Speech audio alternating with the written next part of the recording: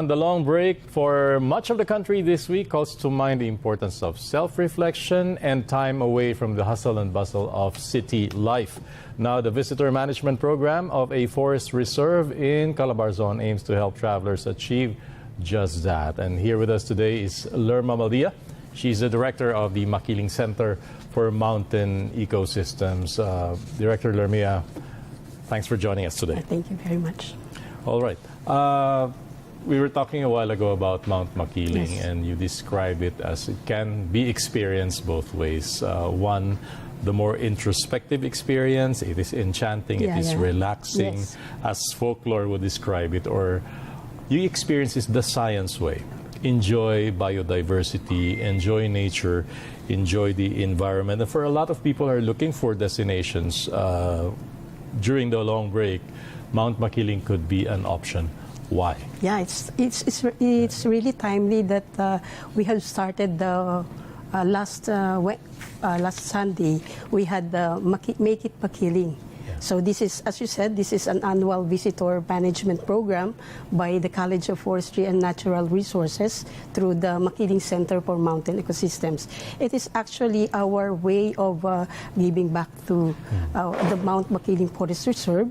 It's our objective of that activity is really to promote, no other than tourism, is to promote responsible hiking, camping, and volunteerism, because Make It Makiling for several years it was implemented through different partnerships from local government units, other private organizations, and other government organizations. Okay, so talking about the Mount Makiling experience, this has unique offerings, I suppose. What can people do while in the mountain? Okay.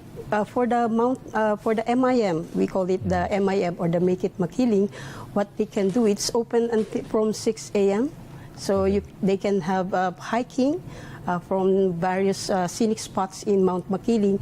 We have the flat rocks, we have the mud spring, and then there are sites where we can find the rafflesia. Yeah. The jade vine. Yeah, this is the giant flower, giant Rafflesia flower. arnoldii, So we have right. a native species in Mount Makiling. Do you have some in bloom right now? Yes, definitely. Okay. So, Okay. But there are other sites that we have some sightings of the bud. So they can expect blooming maybe until next week. All right, for those interested to go to Mount Makiling, how much time do you actually spend in the mountain? From Manila, so basically...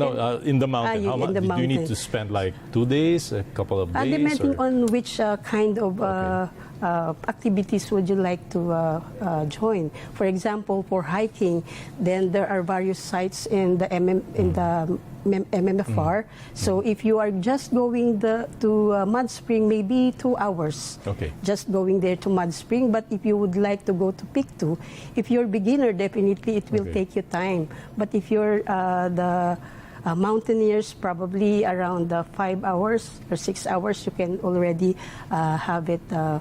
You've been to the Peak 2, the highest, the summit of MMFR. Okay, so you have mountain climbing, you have hiking and trekking. For what the activities MIM, do you have for like families perhaps or children? Okay, for the MIM, we open the Makiling Forest Reserve for camping.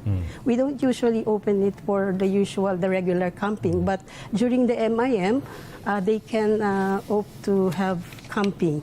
There is a site there where we call the Tayabak campsite. So that's the main camping area. So you don't need to bring anything like no need to bring an oven because or any gas stove, because you have to experience what it is like inside the Mount Makiling Forest Reserve. We provide already the the usual charcoal or the usual fuel wood for cooking.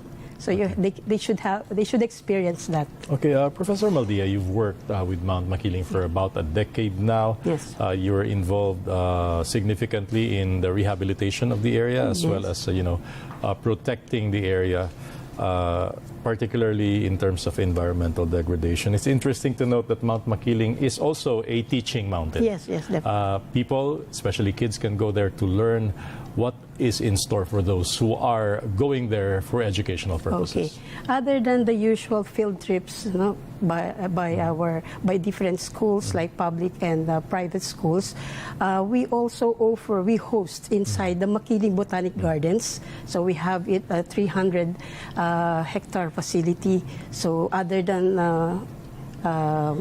tourism, so we offer there maybe a host for usually for we have the educators for nature's volunteers.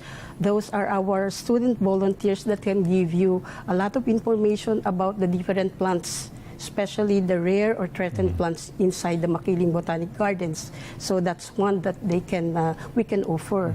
But there are also, for example, there are volunteers doing the sculpture or painting. So nature's photography you can do as a different form of education. So you can we offer that inside the Makiling Botanic Gardens. All right, so many activities there to look forward to in Mount Makiling. And for those viewers who are interested to know more about Mount Makiling and the tour options, where can they go to? Can they go to you? Do you have a website? Just look for the Facebook page. The name is UPLB Makiling Centers for Mountain Ecosystem. Then you can just ask our admin.